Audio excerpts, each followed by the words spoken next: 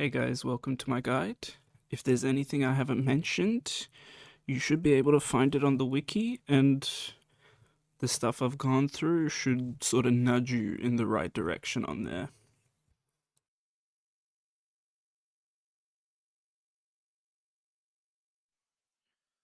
When we spawn into our world, we will want to begin by chopping down trees so we can build houses. We will want to build 4 to start off with. In order for NPCs to move into our house, the indoor space needs to be at least 3 by 10 blocks in size. You will also need your house to have a chair, a table, a back wall, a door, and some light. Once you have built your first house, build 3 more. 1 house going on top of your first house, and the other 2 spaced off to the side.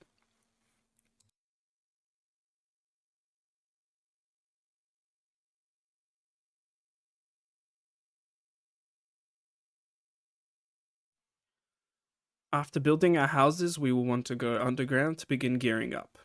Make sure to break any pots you find, as they provide useful items such as torches, bombs, and healing potions. We will mainly be looking for 3 things, those being ores, including gemstones, life crystals, and golden chests.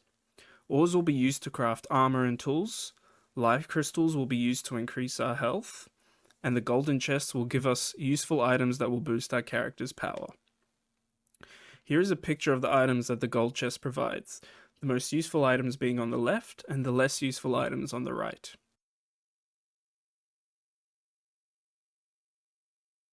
The most important thing for us to find in this stage of the game is 15 of any gemstone. With this, we can craft a grappling hook, which will help us get around the overworld and underground. One last thing we will want to do is go to our merchant, who moves into our house when we have at least 50 silver in our inventory. Buy a piggy bank from him, then place all of your money inside of it. Anytime you return to base in the future, you should be placing all your money in the piggy bank.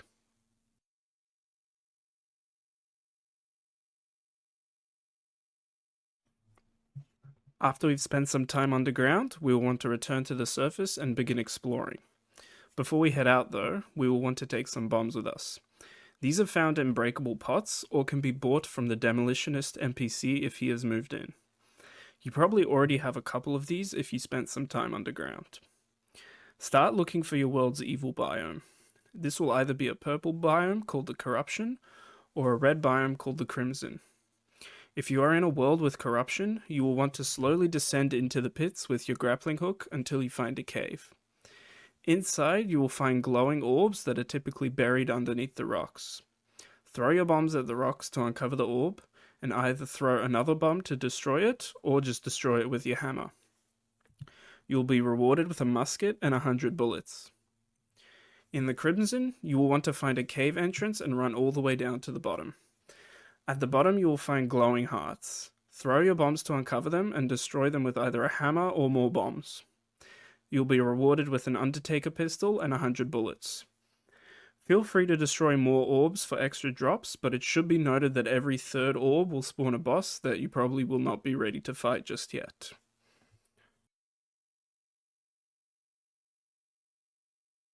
When you destroy a Shadow Orb or Crimson Heart, there is a chance that a Goblin Army might spawn in your world. After defeating it, you can go underground and look for a goblin that is tied up. Right-click on him to access his shop. If you have the money, buy rocket boots and a tinkerer's workshop.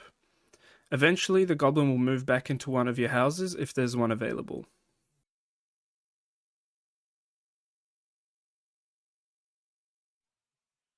There are 4 classes in Terraria, those being Melee, Ranger, Mage, and Summoner.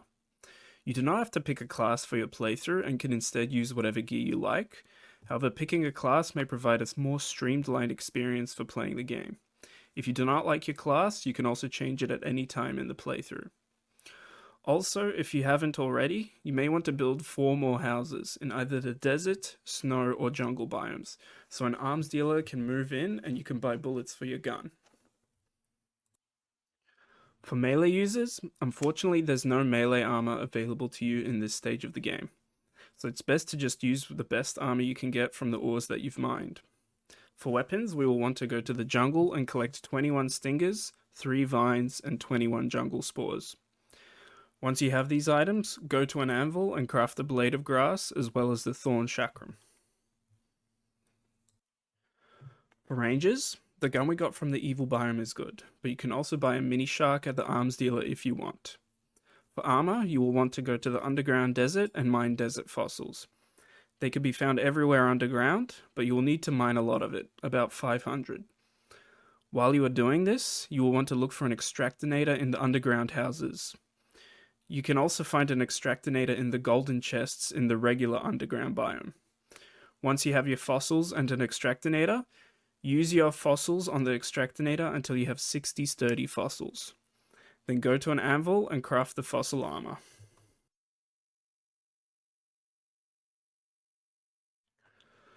For magic users, we will want to go to the underground desert. The Thunder Zapper will be our weapon of choice, and can be found in the desert chests, so just keep exploring until you find one. Once we have our Thunder Zapper, it's time to go to the underground jungle. We will want to collect 10 stingers, 2 vines, and 32 jungle spores to craft the jungle armor. One last item we will want to collect is the Nature's Gift. This is a blue flower that grows anywhere in the underground jungle, and it is very hard to see. I can't really help you with finding this item, but it can be helpful to always have a clear inventory, as you might randomly collect the item without even noticing. Once you have it, you can combine it with a mana potion at the Tinkerer's Workshop to make the mana flower. This accessory is essential for the mage class. However, if you are struggling to craft it because you don't have the components necessary for crafting it, you can play without it for the first few bosses. To get our first summoner set, we will want to head to the underground ice biome to kill snowflinxes. Snowflinxes are most commonly found where your snow biome borders your regular underground biome. Collect 14 flinx fur and then return to base. With 6 flinx fur and 10 of either gold or platinum bars, we can craft a flinx staff at a workbench. Then, with 10 silk, 8 flinx fur, and 8 of either gold or platinum bars, we can craft a flinx fur coat at a loom. After we have these items, we will want to head to our world's underground jungle. When we have made it, we will want to collect 12 stingers, 3 vines, and 12 jungle spores.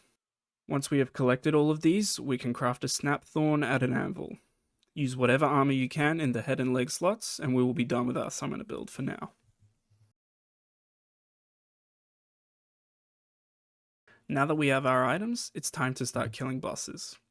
We can start by building a long arena platform for us to run along while fighting the boss.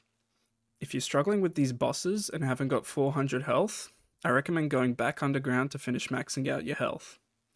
Buff potions can be very helpful too. The King Slime is summoned with the Slime Crown. You can craft a Slime Crown by combining 20 gel and either a gold or platinum crown at an evil altar. You can also summon this boss by killing 150 slimes during the Slime Rain event. This boss should be fairly easy with our gear, and melee users may want to use the armor that he drops.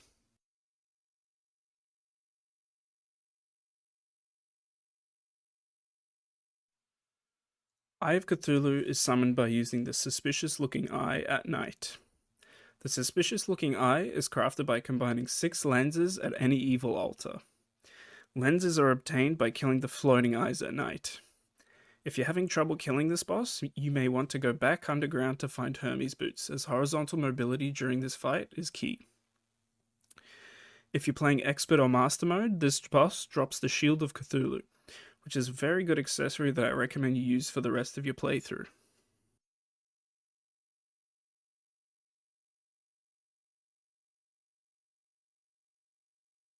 The Eater of Worlds is summoned by either smashing 3 Shadow Orbs or by using the Worm Food summon item. To craft the Worm Food, you will need 15 Rotten Chunks, which are dropped from corruption enemies, and 30 Vile Powder, which is crafted from vile mushrooms found along the corruption floor.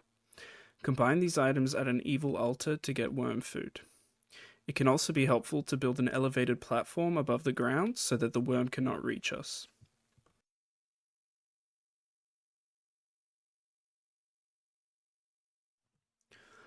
The Brain of Cthulhu is summoned by either smashing 3 Crimson Hearts or by using the Bloody Spine summon item. To craft the Bloody Spine, you will want to collect 15 vertebrae, which are dropped from Crimson enemies, and 30 Vicious Powder, which is crafted from vicious mushrooms found along the Crimson Floor.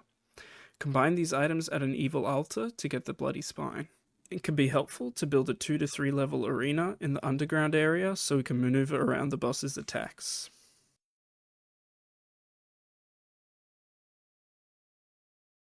Once you've killed either the Brain of Cthulhu or the Eater of Worlds, use the materials the boss drops to craft the next tier of pickaxe.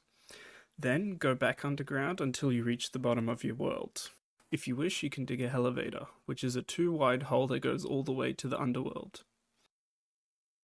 On your way down to the bottom of the world, you will find lava pools. If you drain water pools into the lava, you will create obsidian, which is important for crafting, so be sure to get a lot of it. 100 to 150 obsidian should be sufficient. After collecting your obsidian, you will want to continue all the way to the underworld. Once you've reached the underworld, you will want to search the houses for a hell forge. This will replace our furnace for future crafting. While we are here, we will want to collect at least 2 fire blossom plants for obsidian skin potions. Now you will want to craft your obsidian skin potions. This will help us mine the hellstone ore in the underworld. Head back into the underworld, drink your potion, jump into the lava and start mining. There'll be a timer for your obsidian skin potion displayed under your hotbar. Keep an eye on this as you mine as much hellstone as possible. Once you have collected your hellstone, go back to the surface and craft some upgrades.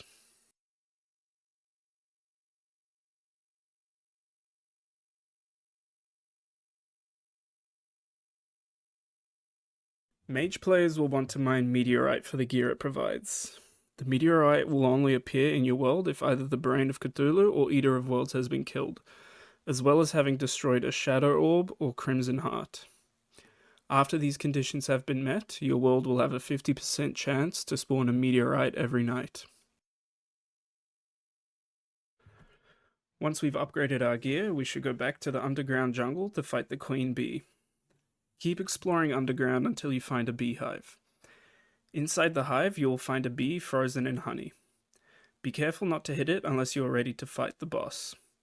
Place some platforms around the hive or in an open area near the hive if the hive is not very large. Then proceed to hit the bee and honey to summon the boss. If you fail or want to kill it again, you can craft the summoning item by combining hive blocks, honey blocks, a stinger, and bottled honey. After killing it, you should have a nice weapon to use, and the Queen Bee's Expert and Master Mode drops will make these weapons even stronger should you choose to use them. The Beewaxer drops can be used to craft an alternative to the Obsidian Armor for summoners, although I recommend sticking to Obsidian Armor with Imps as the summon.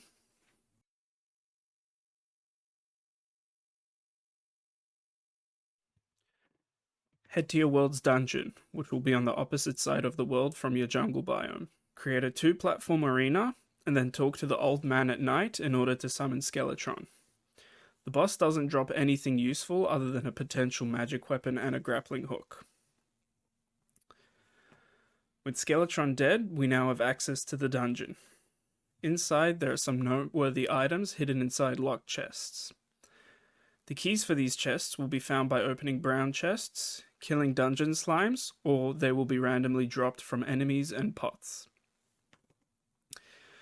Melee users will want to search for a Muramasa. Mages may want to hover their mouse over bookshelves in order to find the Water Bolt spell. Rangers will want to kill enough skeletons to get enough bones to craft the Necro Armor. Summoners will also want to collect bones to craft the Spinal Tap weapon. And they will also want to find the Bewitching Table, which will be found anywhere in the dungeon. You may also want to find a Cobalt Shield, which is an excellent item that can be used for all classes, and you may want to use it for the rest of your run. One last item you might want to find is the Shadow Key, which will allow you to open up the locked chests inside Hell. Combining 3 Flinx Fur, a lens, and 5 Evil Ore at an Evil Altar will craft the Deer Thing. This item is used to summon Deerclops in the ice biome. This boss is very easy as it doesn't despawn when you die, meaning you can continuously throw yourself at him until he is dead. He has a notable drop, which is the Eye Bone pet item. With this equipped, you can have a piggy bank follow you around, making both saving money and managing your inventory much easier.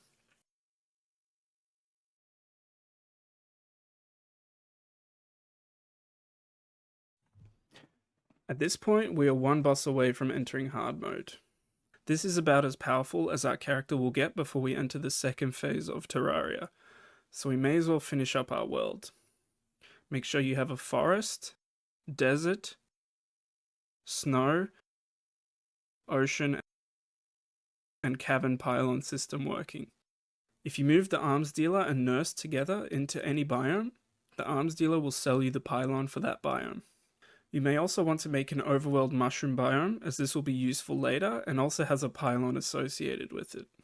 A good area to place your cavern pylon is either at the bottom of your elevator or in the shimmer biome. To find the shimmer, you will want to go to the ocean that is on the same side of the world as your jungle. Just before you reach the water, you will want to start digging a elevator down. If you do not find the shimmer on your first trip, then return to the surface and dig another elevator a bit further inland. Keep repeating this until you find the shimmer.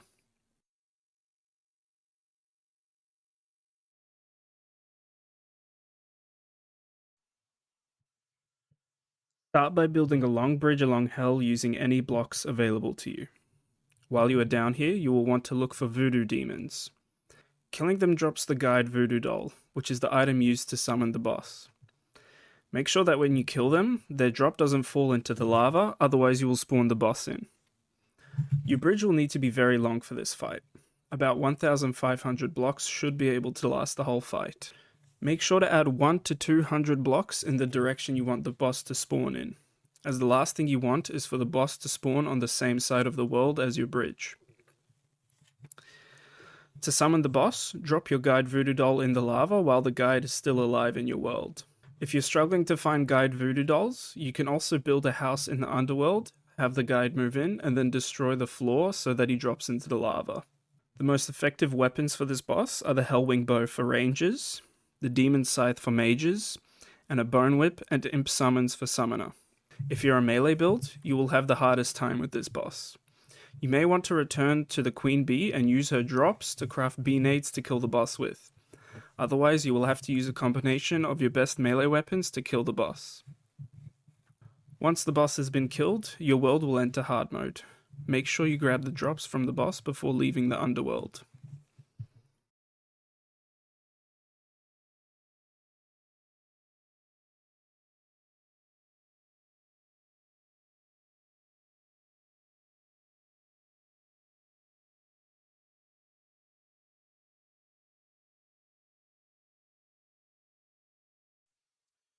Alright guys, thanks for watching, like and subscribe, all that good stuff, and I'll see you for hard mode.